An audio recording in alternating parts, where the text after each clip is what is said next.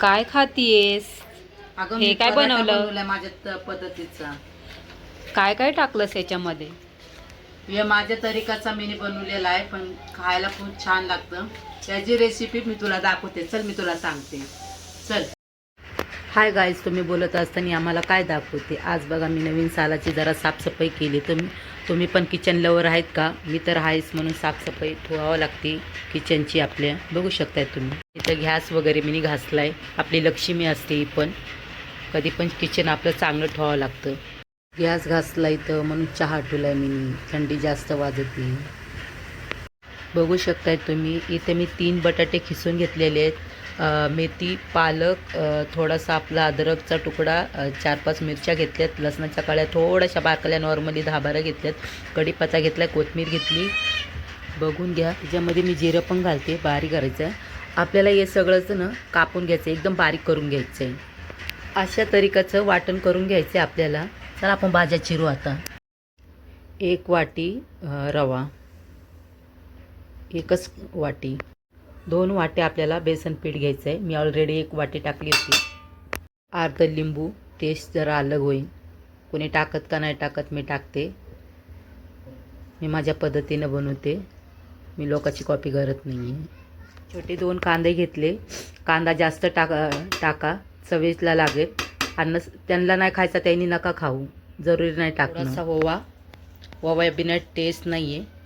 मला हाताला धरायला मोबाईल कोणी नाही, म्हणून मी अशी चोळून टाकते. बघा तुम्ही. असं हिंग टाकू आपण थोडंसं. नॉर्मली हिंग खाल्लेलं चांगलं असतं. थंडीचं तर खायलाच पाहिजे. टाकणार नव्हते पण टाकायला लागले. मीठ लागन तेवढं. नंतर तुम्ही बॅटर चाकू शकतायत. खारट झालंय का थोडा मीडियम आहे. नॉर्मली हे पिझ्झाचा मसाला टाकते अक्का, जरा टेस्ट येईन आपल्याला दुसरा. नॉर्मली जास्त नाही. असं चिली स्टिक्स थोडंसं नॉर्मली, दाताखाली यायला जरा मस्त वाटतं. बघू शकता बॅटर किती सुंदर दिसतं आपण याच्यामध्ये चिली फ्लेक्स टाकल्यावर. मी हे घेतलेलं आलं, जिऱ्याचं, मिरचीचं पाणी टाकून याला कालवले. मला पातळच पाहिजे, कारण का आपले ते ढोशावणी होतील म्हणून. कारण का जेवढे घट करताना तेवढं पसरणार नाही आहे, तर तुम्हाला अशीच क्वांटिटी ठेवावं लागेल. बघू शकताय तुम्ही. हे बघा, तुम्ही रवा पण टाकला ना, तुम्ही 2 दिवस तरी फ्रीजमध्ये ठेवलं ना, तुम्ही 2-3 दिवस लेकरांच्या टिफिनला वगैरे देऊ शकतायत, पण चांगलं आहे. आणि तुम्ही ना कसं एका बॉलमध्ये घट करायचं, याला घट करून याला म्हणजे मस्त पातळ नाही करायचं.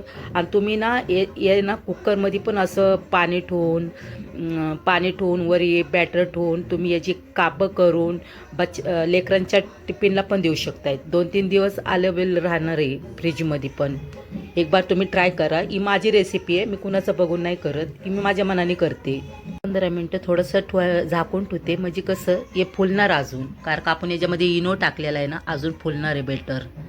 इथे मी हळद टाकली नव्हती, मला आठवण नव्हती म्हणून आठवण आली मी टाकली. हे फुललेलं आहे. आता इथं मी गरम करायला पॅन ठेवलेला आहे. इथं मी तूप घेतलेलं आहे. आपण तूप लावू या बटर लावू, काय पण लावू शकतायत. माझ्याकडं बटर नाही आहे, तूप घेतलं मी.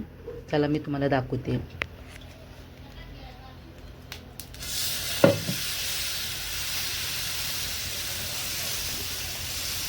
हे खुशखुशीत होते, लागन तसं पातळ बघा.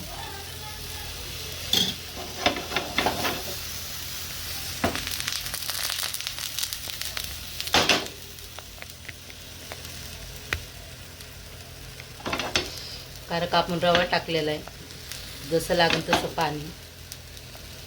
या अशा पद्धतीने झालेलं आहे. टेस्टी